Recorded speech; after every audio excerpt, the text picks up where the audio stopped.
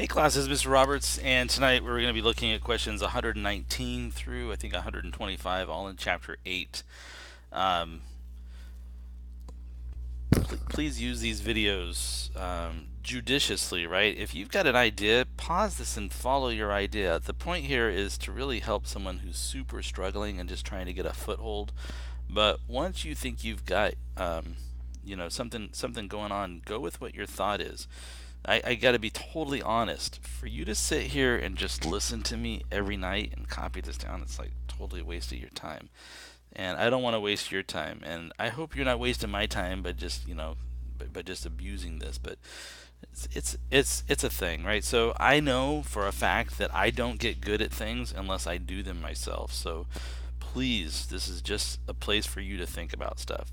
So over a 4-month period, the price of an ounce of gold increased exponentially from $1,000 to $1,400. What was the monthly multiplier? So I'm going to set up a table of values here to kind of help me get my thinking organized here. So I'm going to let X be the number of months, and Y is going to be the cost in gold, right? Y will be the price per ounce. So at month 0, right, it says it was increase was it started at $1,000, and then there's a month 1, a 2, a 3, and then a month 4. It is apparently $1,400. Now, if I'm trying to find an exponential equation that models this, I know that I have to use repeated multiplication. So the question is, how many jumps do I have? Well, from 0 to 1 is going to be a single jump of multiply by b, and then from 1 to 2 is going to be another multiply by b. From 2 to 3 is going to be another multiply by b, and then from 3 to 4 is going to be the final time that I multiply by b. So you can see I've got 4 factors of b. So if I was thinking about this, I could write $1,000 per ounce times BB, or b to the 4th power, equals $1,400. Now, getting b to the 4th alone by dividing by 1,000, I get what? I get b to the 4th power equals 1,400, 1,000 divided by 1,000. Well, that's clever. This ends up being 1.4, so b to the 4th power is 1.4. Now, I need to figure out what b is, so I can do this one of two ways. If I take b to the 4th power and I raise that to the 1/4 power, right? 4 times 1/4 is 1. That's just going to be a b. But I got to do the same thing to the other side. So 1.4 to the 1/4 power should give me the value of b. So let me turn on the calculator here. I've got the 1. No, not negative, 1.4, and I want to raise that to the, I'll just do 0.25, right? That's the 1/4 power. And when I do that, I get 1.0. Ooh, you gotta write down a couple decimal places. I get 1.088. That's what I'll write down on my paper. But I'm going to leave that decimal on there to test this, because here's my test, right? If I start with $1,000, and I multiply it by this number, right, raised to the 4th power, raised to the 4th power, I should get 1,400, and I do, right? So this is my multiplier, right? Well, actually, it's a rounded off version of my multiplier. But the other thing I can see here is I see my 0th term, right? I've got my 0th term was at $1,000, and my multiplier is 1.088. So I can write the equation, right? The equation of this is going to be, well, use the white pen. Y equals $1,000 times 1.0, I'll just keep rounding here, 0.88 raised to the x power. So, the other thing is, it says by what was the monthly percent increase? the monthly percent increase would be about, I'll just say about, it's about 8%. So I'll say about 8.8%, right? It's about 9%, about 8.8%. So it's increasing by about 8.8%, and the equation is y equals 1,000 times 1.08 or 1.09 raised to the x power.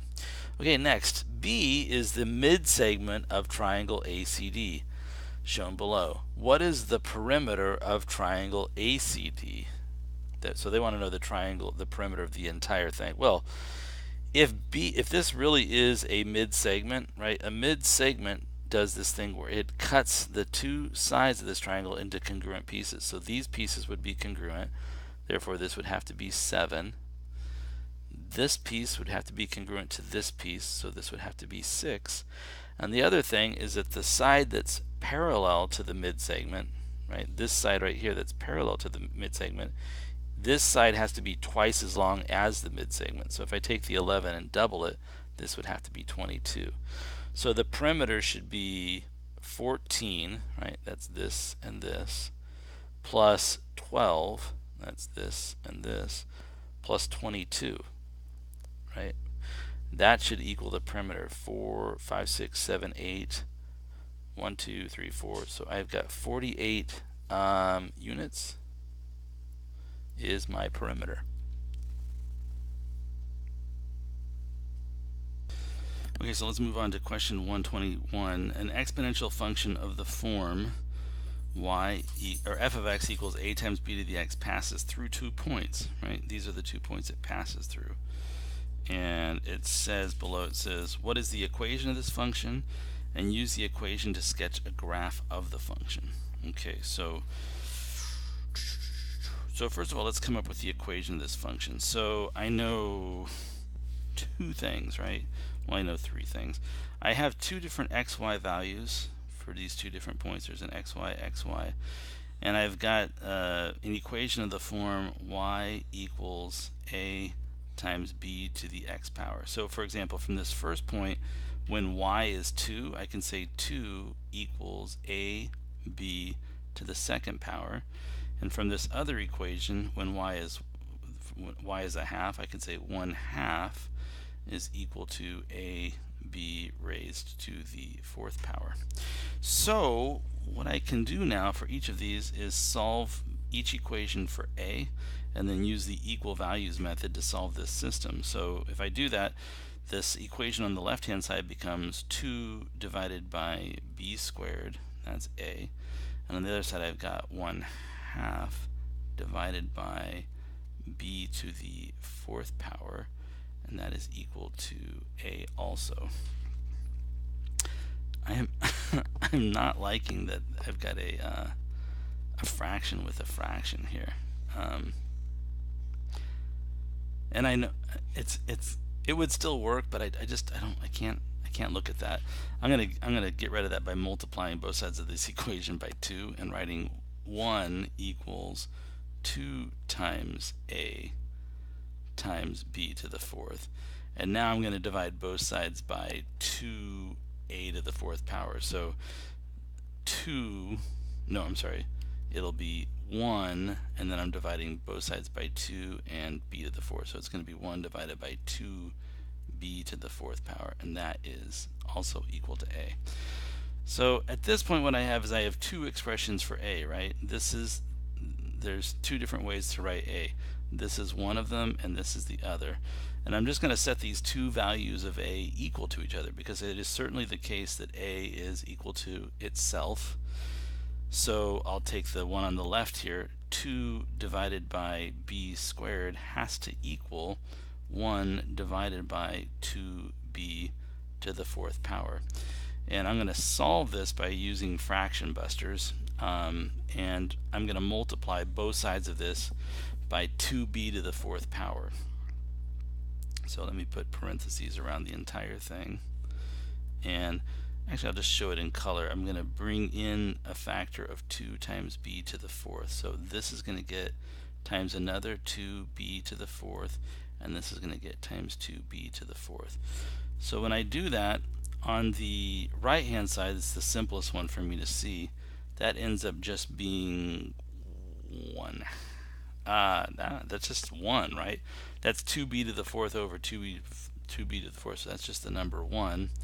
Over on the other side, I end up getting 2 times 2 is 4, and then b squared, right? So I've got b to the fourth over b squared, which is b squared. So I've got 4b squared equals 1. Therefore, b squared is 1/4, and b would be 1/2. So my multiplier is a half. I keep multiplying by 1/2. And then I also need to figure out what my what a is, right, which would be my 0th term. So I'm just going to use this particular equation to figure out what a is. So I'm just going to take the number 2 and I'm going to divide by 1/2 squared. Well, 1/2 squared is a 4, so this is 2 divided by 1/4, which is the same as 2 times 4 over 1, which is equal to 8. So my 0th term is the number 8. Now I'm going to put this together. I could be wrong, but I'm not making. I definitely want to check this answer. So I think my answer is y equals 8 times 1/2 to the x power. So let's think about both of those. If x is 2, right, as in this first point, this becomes 1/2 times 1/2, right, 1/2 squared, which is a quarter, and 1/4 times 8 is 2, so it definitely checks for the first point. And if x is 4, that's going to be a half times a half times a half times a half. There's 4 of those, right? So a half times a half is a 4th, and then this would make an 8th, and this would make 1/16.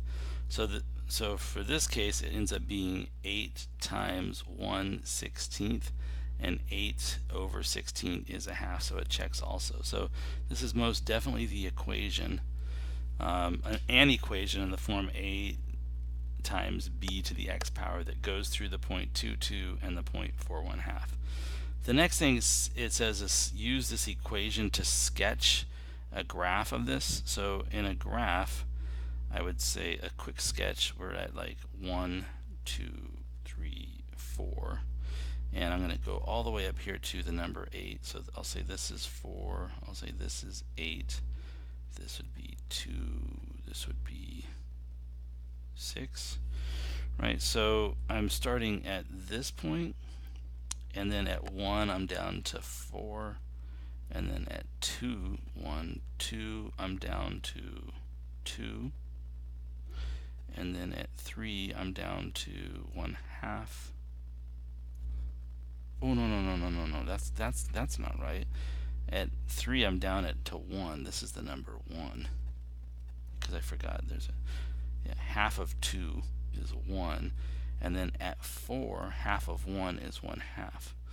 I also knew it had to be that because it did go through the 0.41/2, so I wanted to make sure it went through there. So this is a pretty good sketch of what's going on here, and you can see that it just keeps getting closer and closer to the x-axis here, because I just keep taking a half each time. All right, let's move on to question 122. 122 says, use angle relationships in the diagrams to solve for x if possible. If not possible, state how you know. If it is possible, justify your solution by stating which geometric relationships you use. Well, the geometric relationship I'm going to use for this first one, it is possible, is the triangle angle sum theorem, which just states that the three angles in any triangle add up to 180 degrees. So I've got this 3x minus 2 plus a 2x plus 3 plus an x plus 8 has to equal 180. There's 3, 4, 5, 6. There's 6 x's. I've got a negative 2 and a positive 3, which makes 1, and 1 plus 8 is 9, and that is 180. If I take away 9 from both sides, that gives me 6 times x is 171. And x then is going to equal 171 divided by 6. And I have no idea if that's, well, I do have an idea. Is that divisible? 171 divided by 6. And I got 28.5. So this angle x is this fraction, which is 28 and a half, 28.5. And I don't think it asked us to find the angles, it just said solve for the variable. So again, this was the triangle angle sum theorem, the three angles added to 180. In this next diagram, these are alternate exterior angles. So you can see I've got parallel lines. These lines are marked as parallel, right? And then I have a pair of alternate exterior angles. Alt exterior angles are congruent when the lines are parallel. So because these are congruent to each other, I can go ahead and write the 6x minus 28 is the same thing as 4x plus 18. That means that 2x minus 28 is 18, so 2x is 46, and perhaps x then is 23, maybe, no. And then the last diagram, oh dear. Let's see.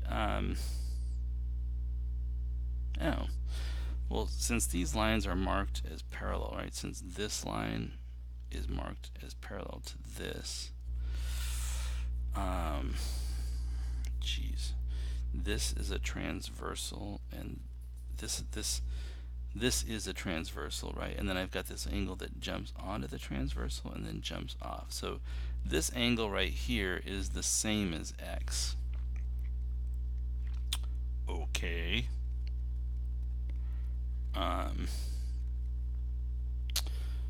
Doesn't tell me what the angle is yet. The other thing that's true is that these angles have to be congruent to each other, and that's because I'm shown that these lines are congruent. So it's an isosceles triangle, so I know that those base angles have to be the same. And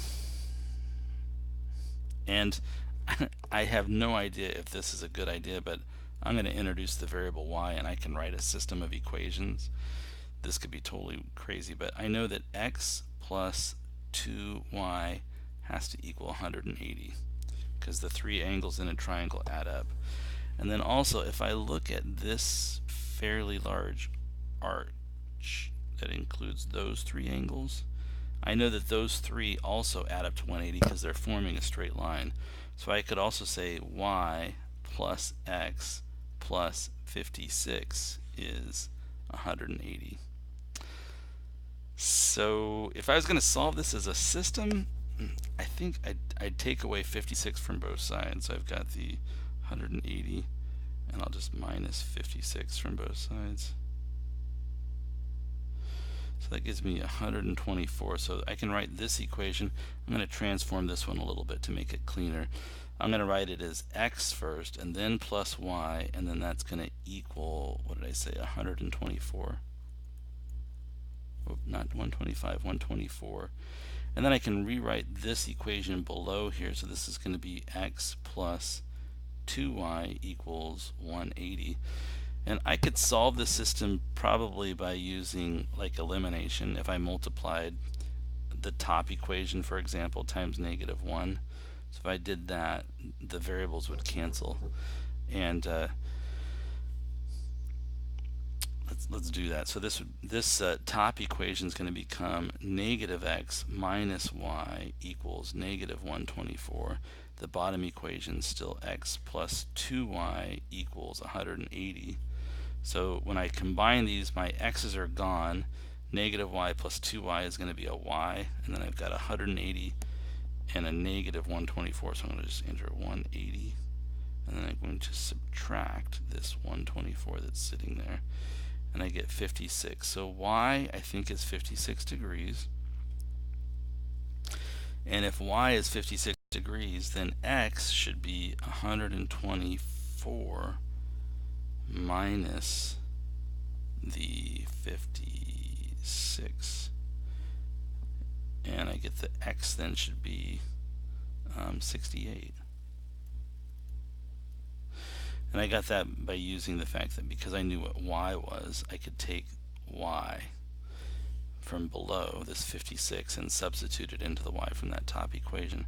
So that's a lot of craziness. Let's see if anything works, right? So I know that if I add x and 2 of the y's, I better get 180. So if I take x, which is 68, plus 2 times the 56, which is sitting right here, I should get 180, and I do. And also if I take an x, which is, well, I'll take a y plus the x, and then plus 56. No, oh yeah, plus another 56. I should also get 180. Yeah, so I think that works. I think that the measure of angle x is what? It's 68 degrees. And the properties that I used, there were a couple of them, right? I used definitely the triangle angle sum theorem, and I also used I used alternate interior angles with parallel lines, with parallels, and I also used, I guess, linear pair or something, angles that add up to 180. Except it's not a linear pair, is it? It's adjacent angles, and then anyways. Whew.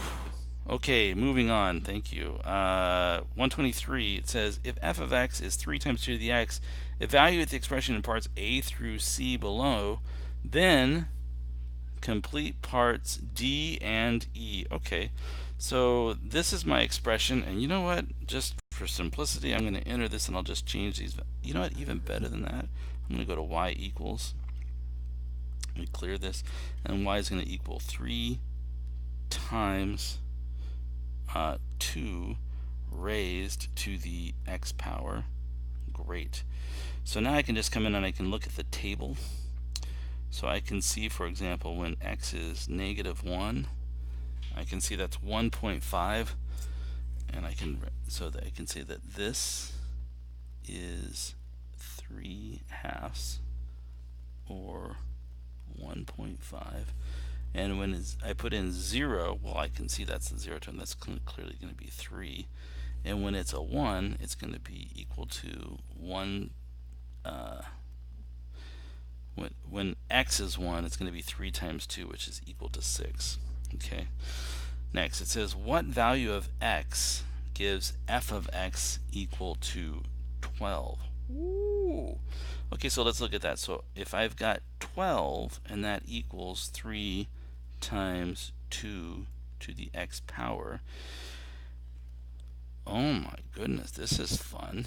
So let's see, if I want to do that, I'm going to take and divide both sides by 3, and I get 4. So I get 4 equals 2 to the x power.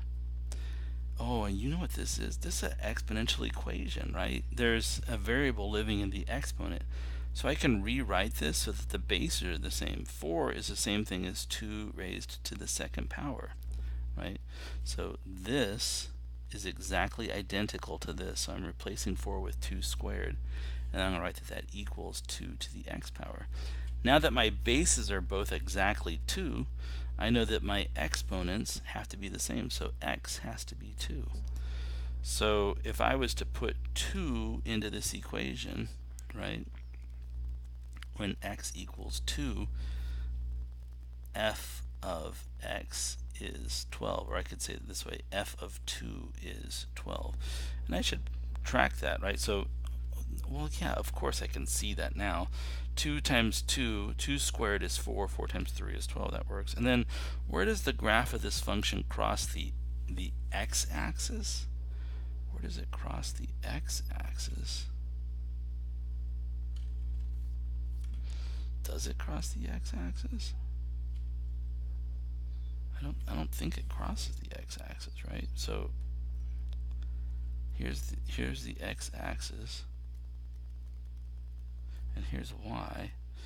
And I know that at -1, it's at 1.1, 2, 3, 4. At -1, it was at 3/2 or 1.5. And then at 0, it was at 1, 2, 3. And then at 1, it was 1, 2, 3, 4, 5, 6. So it's doing this thing, right? And it's never going to cross the x-axis. This x-axis is an asymptote. It's just getting closer and closer to it, but it's never going to cross going that direction.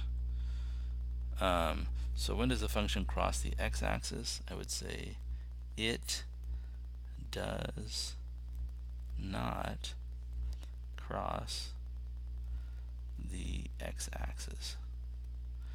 And then the other thing is when will it cross the y-axis?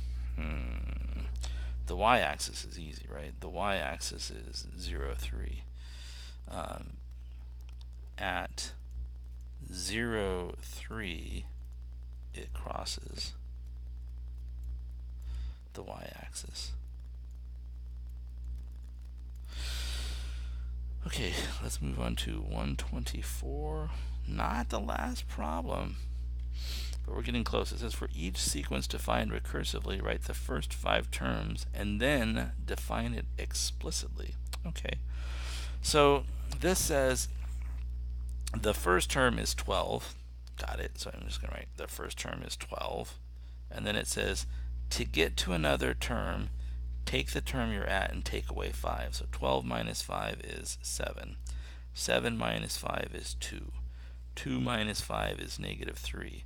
-3 minus 5 is -8. So those should be the first 5 terms of that sequence. So we're hitting, what, 12, 7, 2, -3, and then -8. And then this sequence is arithmetic because we've got a common difference of 5. We're going down by 5 each time. I would need to know what the 0th term is, right? So I'll put this line here. The term before those would be when I add 5. So if I added 5, I would get 17. So here's my 0th term. So that means that the explicit equation would be t of n is equal to -5 times n and then plus 17. And you can write it the other way. You can write 17 and then minus 5n. But it's decreasing by 5 each time it moves forward, and it is starting at 17. So there's the explicit definition of the equation, and this is what the first 5 terms are.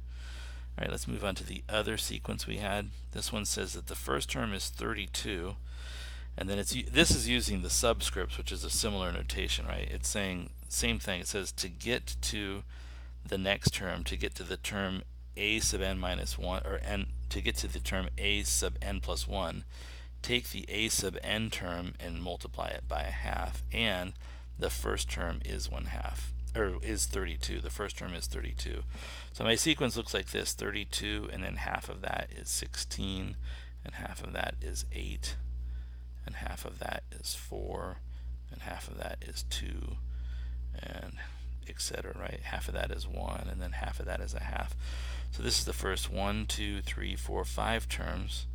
And then we are supposed to write the explicit equation for this. So I'll write this as a of n is equal to, now the 0th term is not 32. The 0th term here is going to be 64. So if I want to back up and get the 0th term, I'd have to multiply by 2.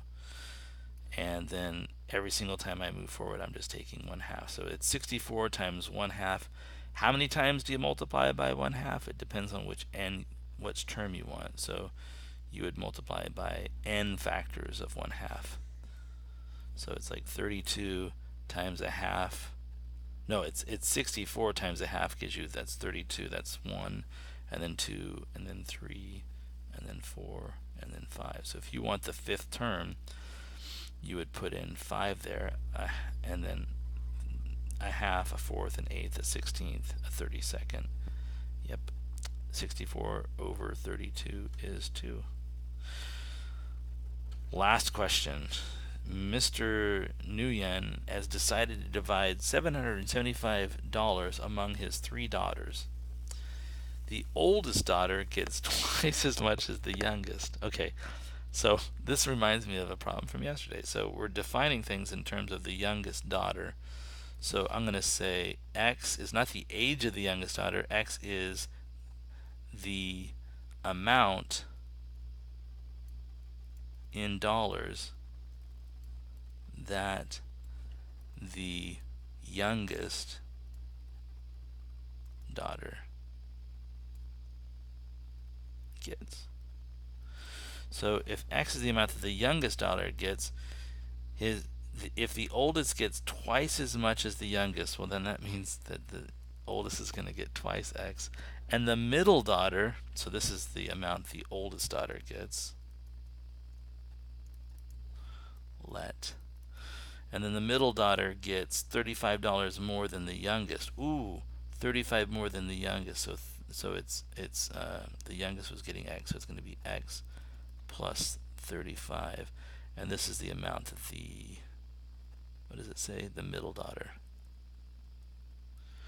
the one whose age is in the middle. Write an equation and solve it. So he's distributing $775, so it has to be the case that what the youngest daughter gets plus what the oldest daughter gets plus what the middle daughter gets has to equal $775. So that's 1, 2, 3, 4x plus 35 equals 100 and equals $775. Now let's subtract 35 from both sides of that. So that gives us that 4x is $740. And if I divide x by 4, or both sides rather by 4, so she's going to get $185.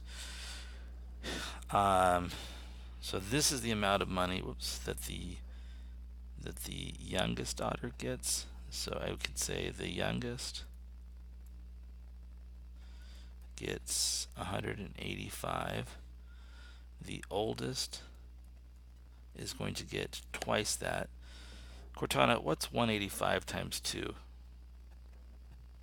185 times 2 is 370. And then the middle daughter is going to get 185 and 35 more than that. So that's 8, 9, 10, 11, 12. So that's $220. And as a check, this should add up to 775. So 5 and 0 and 0, this is 5. 8 and 7 is 15, 16, 17. Carry the 1. That's 3, 4, 5, 6, 7. Yep, it adds up to 775. So this is the amount of money that each daughter is going to get. That's it. Have a nice evening.